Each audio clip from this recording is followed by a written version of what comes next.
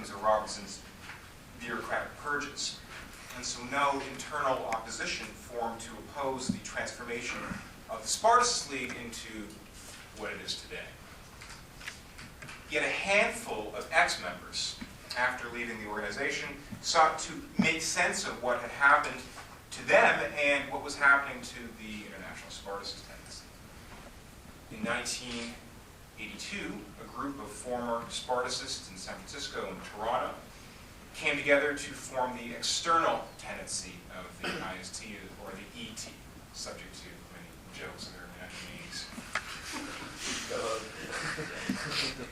We were asked not to phone home. Aiming to be reinstated as an oppositional tendency inside the IST. The ET at this time characterized the SL as a degenerating but still revolutionary organization, as a quote. The ET raised a number of political criticisms, focusing in particular on the liquidation of the SL's trade union work and the effective abandonment of internal democratic centralist norms in favor of bureaucratic commandism and personal loyalty to Robertson. A key difference emerged in October 1983 when a group calling itself Islamic Jihad blew up a U.S. Marines barracks in Beirut, killing 240 imperialist troops. The ET said that this was a defensible blow against imperialism, while Workers' Vanguard infamously called to save the lives of the remaining Marines. Many SL cadres did not like the Marines alive position, but by that point the SL had become so bureaucratic that no internal opposition to Robertson's social patriotic dive emerged. A year later, in November 1984, when the SL actively attempted to sabotage an 11-day dockers strike in San Francisco against South African apartheid cargo, an action initiated and led by our supporter, Howard Taylor, the ET concluded that the SL's process of degeneration was essentially complete.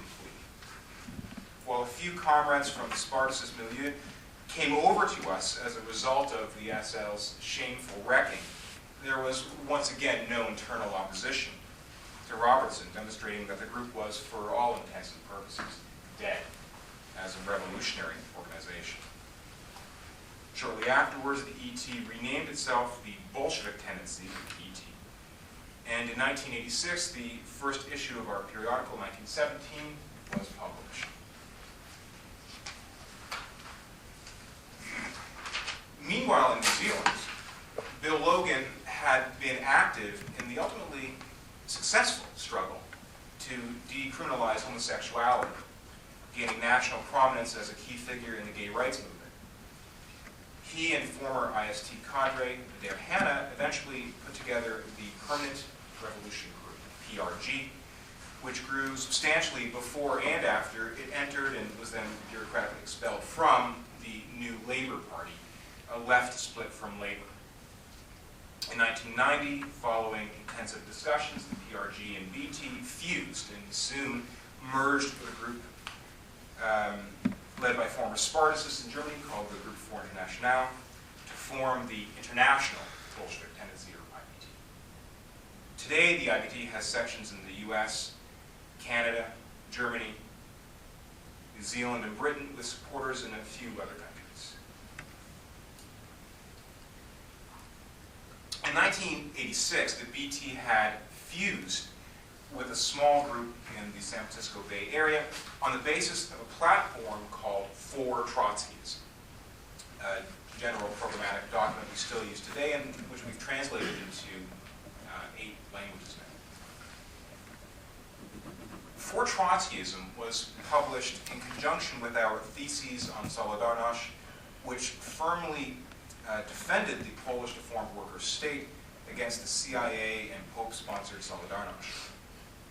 In August 1991, when capitalist counter-revolution triumphed in the Soviet Union, we were virtually alone on the left in calling for a military bloc with a Stalinist old guard who were desperately trying to save the status quo against the restorationists led by Boris Yeltsin. Though we asserted that a proletarian political revolution the Stalinists was the only way to truly defend the world's first worker state. We are a very small organization. Over the past 3 decades, the IBT's greatest achievement has been to survive as a healthy, democratic centralist group cohered around a consistently Trotskyist program. The period has not been easy for revolutionaries. It has been marked by a regression in class consciousness, the ascendancy of neoliberalism, the restoration of capitalism, the Soviet bloc, the retreat of many nominal Marxists into postmodernist and other academic fads, the revival of anarchism as a default ideology for radicalizing youth, the war on terror, and so on. We have held our ground. Our founders have managed to train younger cadres, and the organization, while small and fragile, embodies key lessons of generations of the class struggle. Now, we do not claim that the IBT will organically grow in size to become a mass revolutionary workers' party. Rather, our perspective is one of regroupment with leftist elements of other groups via a process of splits and fusions, as we say. By providing a pole of attraction for individuals and groups of militants seeking a genuinely revolutionary program, the IBT is a necessary but not a sufficient condition for the crystallization of a revolutionary proletarian vanguard. One of our main tasks as a tiny propaganda group is to publish serious commentary and analysis of questions of historical and contemporary importance for the workers' movement. We are not capable of covering every major issue that arises, and our focus is on quality over quantity.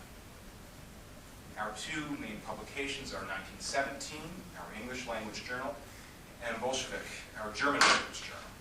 We also bring out a French edition of 1917. While each appears only about once a year, which is wholly insufficient, this is supplemented to some extent by postings to our website and by occasional leaflets and pamphlets. Our objective is to function as a fighting propaganda group. In other words, even at this stage of our development, we do not content ourselves with producing Marxist analysis of events, but seek to intervene in the real struggles of the oppressed. Now, naturally, we must be highly selective about what we spend our time doing. We actively intervene in demonstrations, labor support rallies, and other activities where we distribute our literature, carry placards and banners, and introduce slogans or chants designed to intersect where people are at politically while connecting their concerns to the general problems of capitalism and the need for workers' power.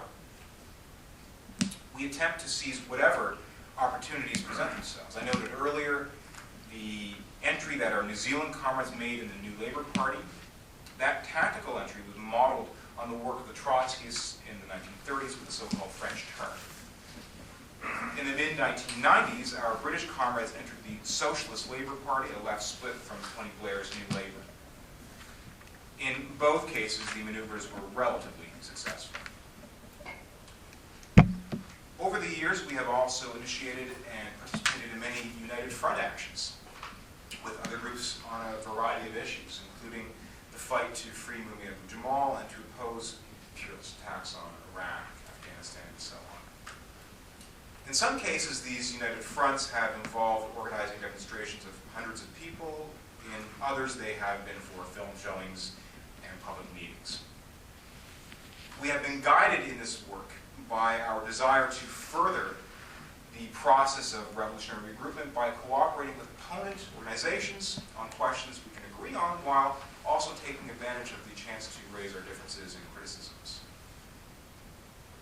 We have sought to intervene in the organized labor movement. In essence, we inherited our trade union work from the Spartacist League. Essentially, this was our work in the International Longshore and Warehouse Union, the Dockers Union on the West Coast. I mentioned the historic 11-day labor boycott of South African cargo in 1984, led by our comrade Howard Kaler. We also carried out a similar, though more limited, action 2 years later, which helped cement our reputation in the Bay Area as a serious, hard-left organization capable of translating theory to practice.